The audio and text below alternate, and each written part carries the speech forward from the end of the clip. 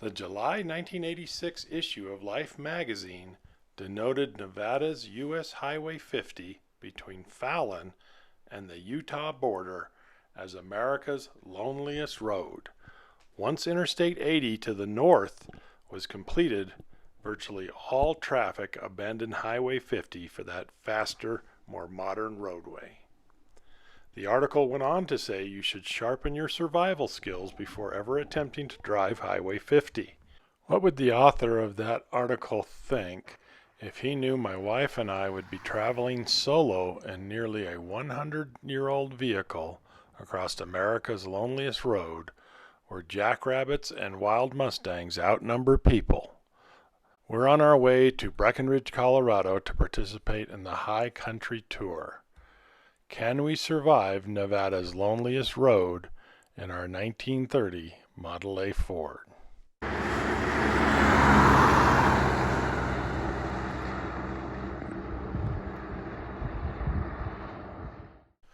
The right-of-way that is Highway 50 is historically important for two additional reasons other than just being the loneliest road. First, the route closely follows the Pony Express route shown on this map in red. Pony Express operated in 1860 and 1861 until the invention of the telegraph and was an important element in keeping the west coast of the United States in communication with the east coast. Keep this connection in mind as it will be important later on in the video. The second reason this route is important is because it is the original Lincoln Highway. For those of you unfamiliar with the Lincoln Highway, it was the first coast-to-coast road across America. It was completed in 1914, and if you keep a close eye out as you go down the highway, you can still spot some of the original markers. Can't think of a more appropriate road to drive east on in my antique car.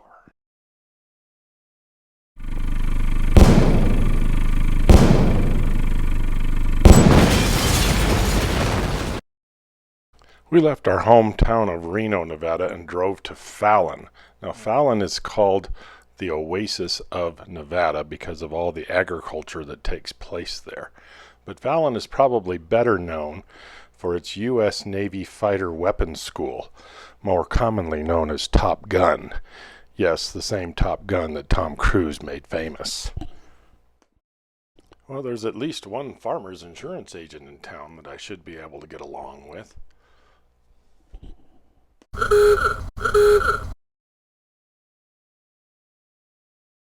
As we exited the east side of Fallon, we entered the western portal to America's loneliest road. You don't have to drive out of town very far before the landscape changes pretty dramatically, from the rich agricultural fields of Fallon to the arid high desert of middle Nevada. It's pretty easy to see why there's nobody out here.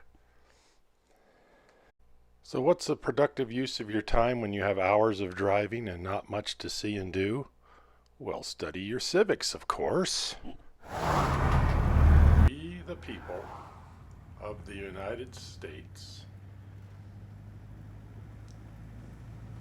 in order to form a more perfect union, establish justice, ensure domestic tranquility,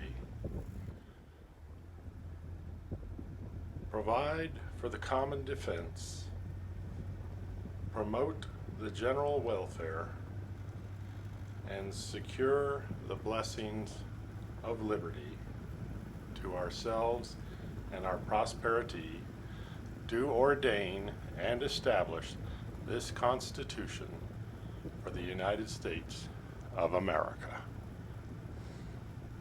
Preamble to our U.S. Constitution, written right out here in the Nevada desert. The clouds were building, foreshadowing of what's to come. Since Highway 50 does follow the Pony Express route, there are many of the old Pony Express station ruins along the way. This particular one we did not go see, as it was out about a mile dirt road, and since I just washed and polished the car, we did not take the dirt road to see it. Hey everybody, we're now 25 miles southeast of Fallon, and we've come upon the Sand Mountain Recreation Area. This is a off-road recreation area run by the Bureau of Land Management. We've got a 600-foot sand mountain, covers about 1,500 acres. Very popular with the off-road community for quad motorcycles, dune buggies, sand rails, all that kind of thing. And there are 3 such massive sand mountains in the state of Nevada. This one is in the north end. There's a couple in more southern Nevada as well. Since this was a Friday morning, it was not very busy at Sand Mountain today. Weekends, this is a very popular spot, and on a holiday weekend it can be very, very crowded. Today we only saw 1 motorcyclist playing on the sand, but it's early. I'm sure by the afternoon there would have been many more folks coming in for the weekend.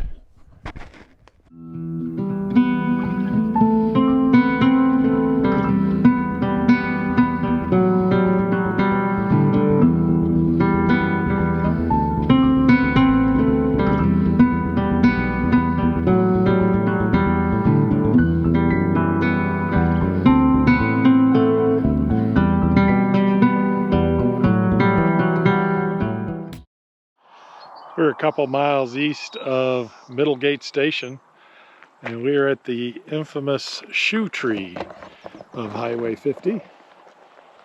And the story goes that a couple got married in Reno and were on their way home, got into a big argument. The wife demanded to get out of the car and she was going to walk home. The husband initially left and then came back for her.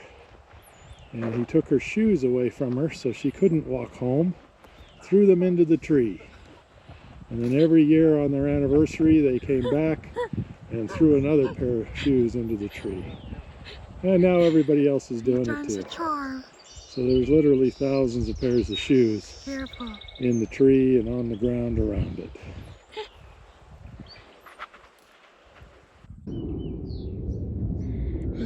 Just do it, yes. Otherwise we'll be here all day.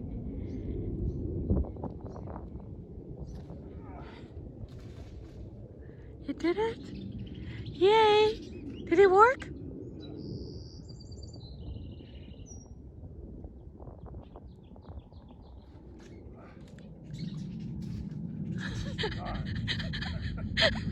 At least you got one up.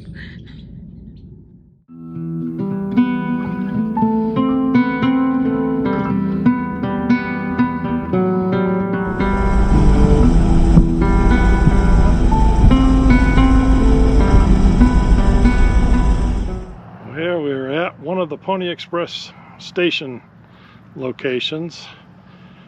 It's amazing that these are still here after 160 years.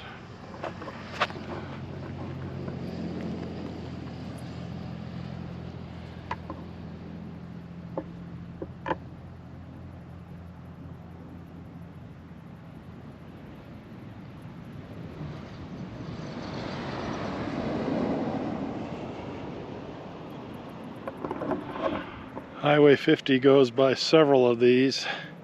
They're about every 12 to 15 miles apart. Now, as luck would have it, the week we were driving to Breckenridge, there was a Pony Express reenactment taking place, with riders traveling from Sacramento all the way to Missouri. And we just happened to be lucky enough to pass the riding participant along Highway 50 shortly before we got to Austin.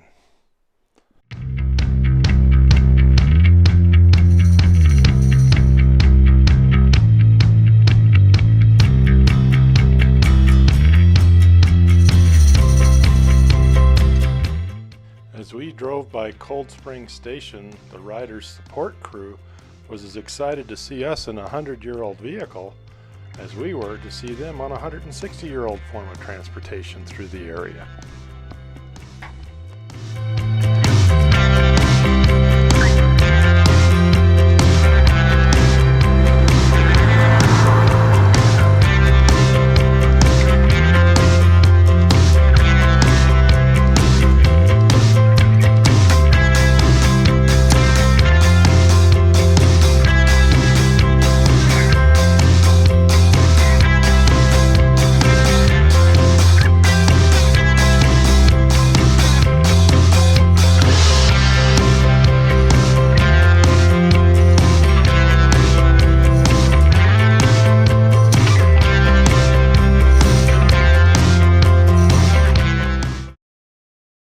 What speed can you do that?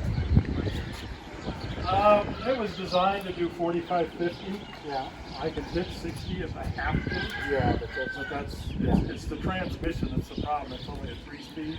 yeah. So 60 miles an hour, you're really Yeah. yeah. And as far as we've got to go, I'm just gauging it. So we're doing 45, 50. We're not in any hurry. Great. So we got 4 days to get there. Y'all need to slow down. Yeah, just enjoying the season.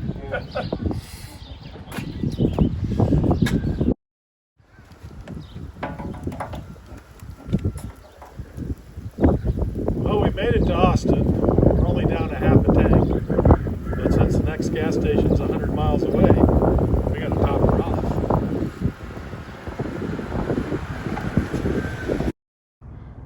Well, as you can see from this overlook, Austin's a pretty small town. We saw 1 gas station and 2 restaurants, and that's about all the viable business that's in operation. It's a good thing the gas station's there, though. It's a long way across the state without it.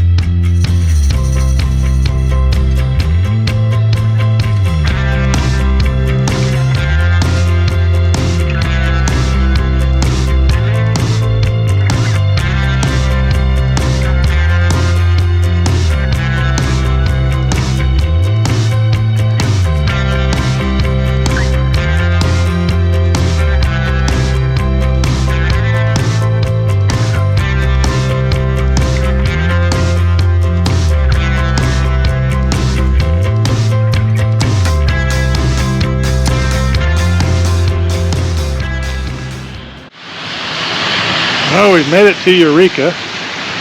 The car is running flawlessly. The only problem we're having is it's raining. This is supposed to be a desert trip. We've been in the rain at least half the time. Getting a free car wash every mile.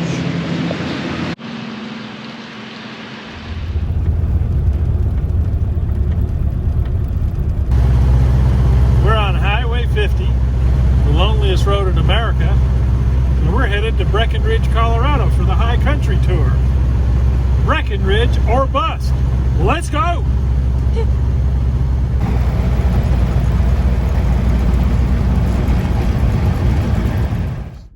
At today's highway speeds, my car does throw out a little bit of water, so we stop about every 150 miles and top off the radiator just to make sure she's not getting too low.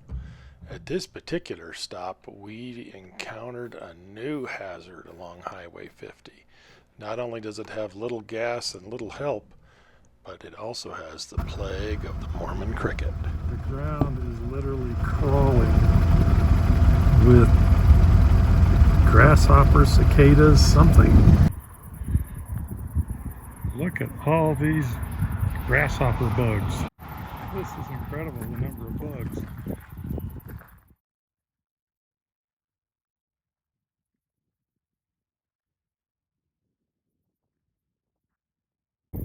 They're ugly, whatever they are. Unfortunately for these little guys, we were running over them for about 50 miles, as was every other vehicle on the road. It's been said that it sounds like you're making popcorn as you're driving down the highway.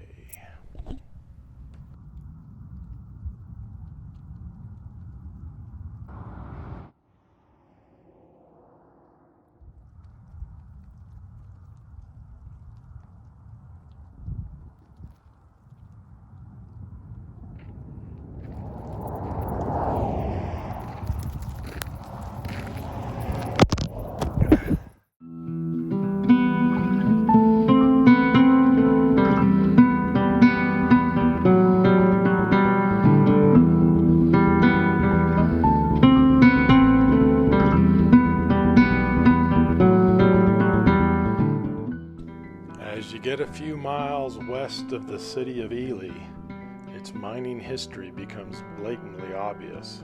What started out as gold and silver mines today are now the largest copper mine in the state of Nevada. Billions of dollars worth of precious metals have come out of these hills. After driving 325 miles, we made it to our destination for the evening. We're going to spend the night here in Ely.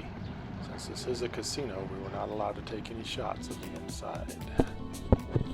After a restful night's stay in the town of Ely, we had but one more mountain range to get over to get to the border with Utah. As we summited, we could see Wheeler Peak, the second highest mountain in the state of Nevada, 13,064 feet. The desert is all abloom with reds and yellows and some purples.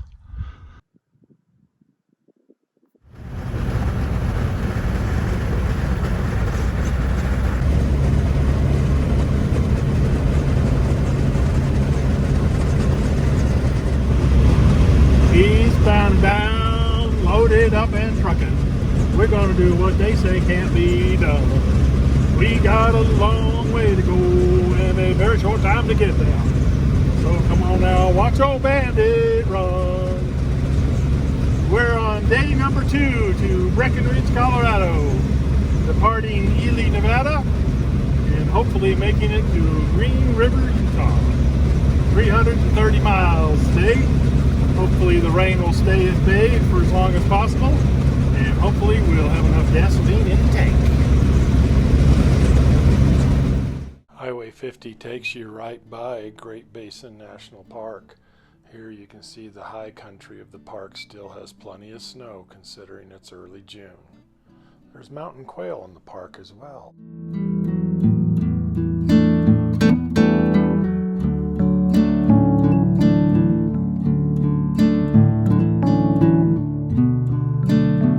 Made it to Utah! They even give you a greeting with a nice relaxing